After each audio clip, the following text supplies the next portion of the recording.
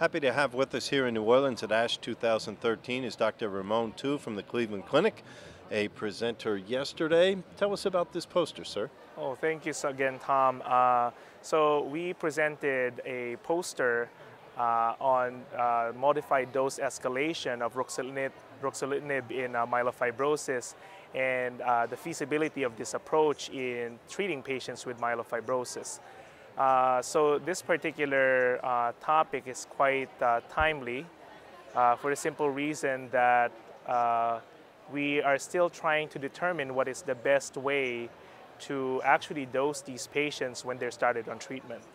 So you're really trying to look at effectiveness versus safety and side effects, correct? So that's a great, great point that you're making, Tom, because as we know, the effectiveness and safety profile of the drug are two things that must always come hand in hand in order for us to really appropriately treat the patients. Of course, we want to get all the benefits that we want from the drug, but it must not be at the expense of the side effects that also develop. So these two things must always come hand in hand.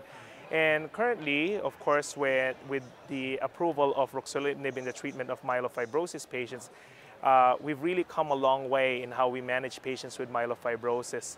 We don't really have a lot of good therapies before, but this treatment has really made a huge difference in patients with myelofibrosis.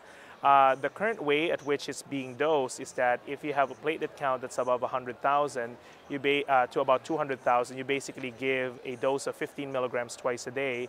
And then if you have a platelet count above 200,000, you basically start with a dose of 20 milligrams twice a day. Recently, there was also FDA approval for patients with 50,000 to 100,000 platelets, and you could start these patients with 5 milligrams twice a day. But the concept behind this particular study is, again, most of the patients that were initially treated in the two pivotal trials that led to the approval of this particular agent in myelofibrosis saw a large proportion of patients developing anemia and sometimes transfusion dependency during the early phase of treatment. For sure, some of these patients, after an initial dip in their hemoglobin and became anemic, they usually recover back. But of course, for a typical physician in the community, this is kind of difficult to sometimes assimilate. The basic premise in treatment of most myeloid malignancy is that we think, oh, we always have to cytoreduce the disease. But we have to remember what were the primary endpoints of those particular trials. They were a reduction in spleen volume, which of course translates to a reduction in spleen size in clinical practice, and also an improvement in total symptom score of these patients. So with that being said, since these are the two primary endpoints, we have to keep in mind what do patients with myelofibrosis patients actually suffer from, or what are their issues. And this can be varied from different patients. There are patients of mine who may come to my clinic. They have an enlarged spleen about 8 centimeters, but they're not necessarily symptomatic from it. Yet that same patient may have a lot of fatigue, and therefore that's the main issue that I would like to address. So given the fact that there are patients who develop both hematologic and non-hematologic side effects related to the high doses of treatment, I actually use a different approach where we start off from a low dose escalation going up to the desired treatment or dose that we would like to achieve. So let me give you an example. The way that I do it is I start off with 5 milligrams every other day. Usually I continue this for about 4 weeks. Afterwards, depending on the desired response I wanted to achieve, may it be, let's say, fatigue is the bothersome symptom, or night sweats, we increase the dose by another 5 milligrams, so that becomes 5 milligrams once daily, and basically keep the patient for that dose level for 4 weeks, see how they tolerate the treatment and the necessary response. If, for example, believe it or not, there are patients of mine who are just on the 5 milligram once a day dosing, and they've already achieved the desired response that they have. Because again, if my original intent was improvement of night sweats or fatigue, once I've achieved that, when they don't report it anymore, what is the benefit of increasing the dose further at the expense of potential side effects? So I only escalate the dose to a certain level where the desired clinical response has already been achieved. And in doing so, what are the potential benefits that I've seen from my patients? Number one, the anemia is usually not a big issue. The second thing is thrombocytopenia is also not a big issue. Transfusion dependency was also reduced in those patients. In fact, this is again based off of a small number of patients, but it's quite instructive because some of the patients of mine who were initially transfusion dependent actually achieved transfusion independence, not just hemoglobin improvement, after I started the dose escalation approach. And in my simple thinking, I could think of two potential mechanisms why this may have happened. Because if we think about it, the JAK-STAT pathway is an important physiologic pathway for normal blood production. So if you think about it, if you inhibit it, you're supposed to decrease blood production. So you're supposed to induce some cytopenias. But I believe that the etiology or the pathogenesis of anemia or cytopenias related to myelofibrosis is really multifactorial. It could be from anemia inflammation, so inflammation resulting from all the inflammatory cytokines from the disease. Some of them are from hypersplenism, so these patients have an enlarged spleen. The platelets or the red cells may get trapped in the spleen, and that may be the cause of anemia. And the other thing is, of course, a factor of maybe not producing enough. But the degree at which each of these factors may be contributing to the degree of anemia may not be the same for each patient.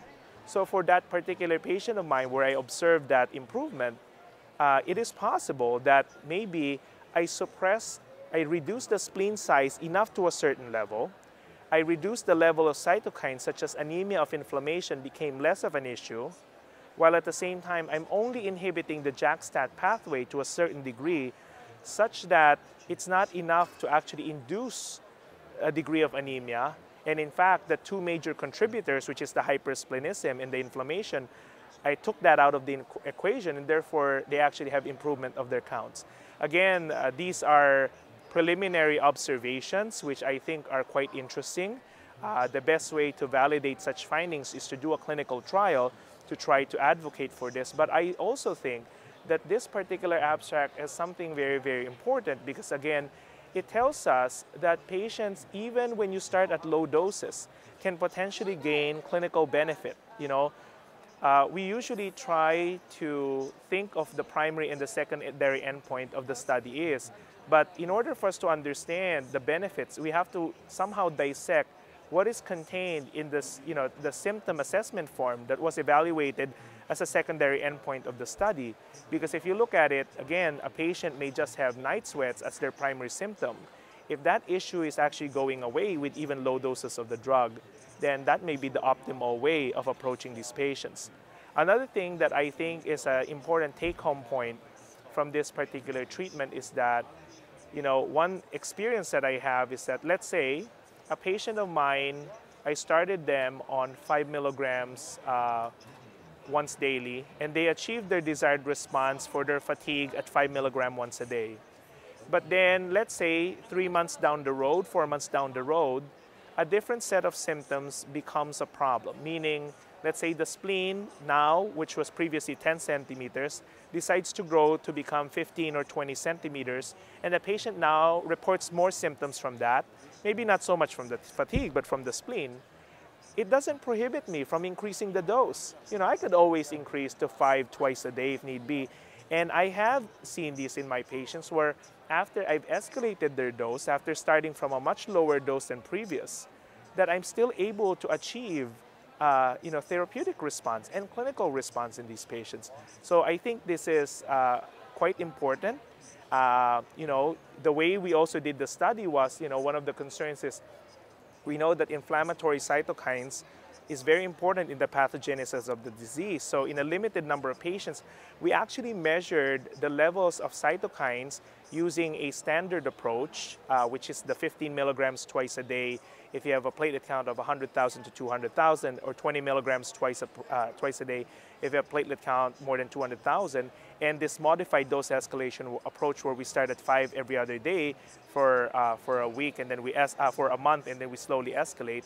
And we found that there was no statistically significant difference in the decrease of cytokines, suggesting to us that, again, that maybe even at low doses, you're able to actually inhibit the necessary cytokines that may be causing some of the problems of these patients.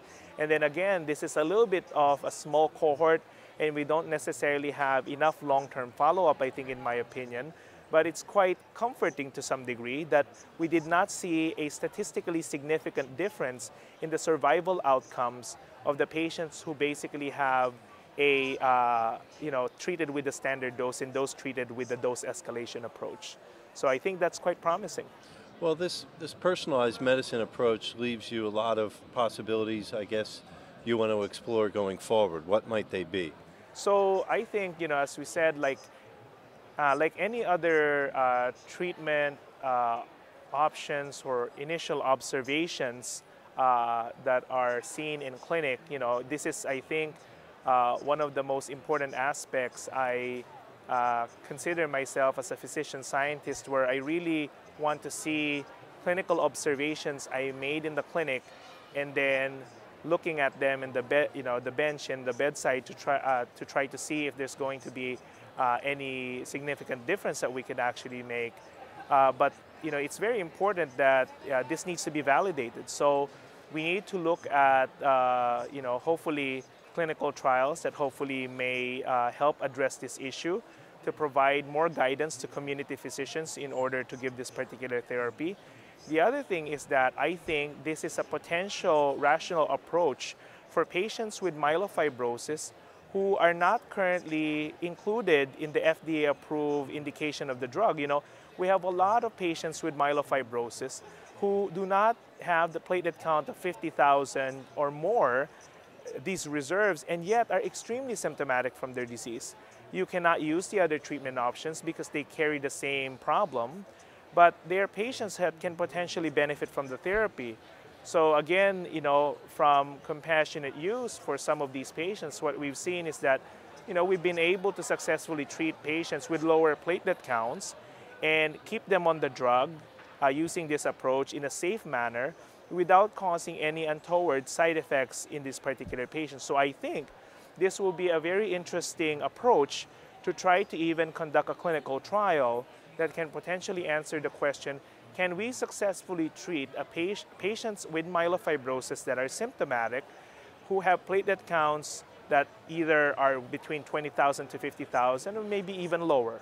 But again, that's still subject to further evaluation, but I think this gives us room for that. And that, I think it will be interesting to see if we could conduct a study just to see also that the survival outcomes of these patients, and true enough, the preliminary cytokine studies that we've observed may also potentially really be downregulated to a certain level that we are not necessarily compromising effectiveness of the treatment or in the setting of a clinical trial efficacy of the treatment for these patients.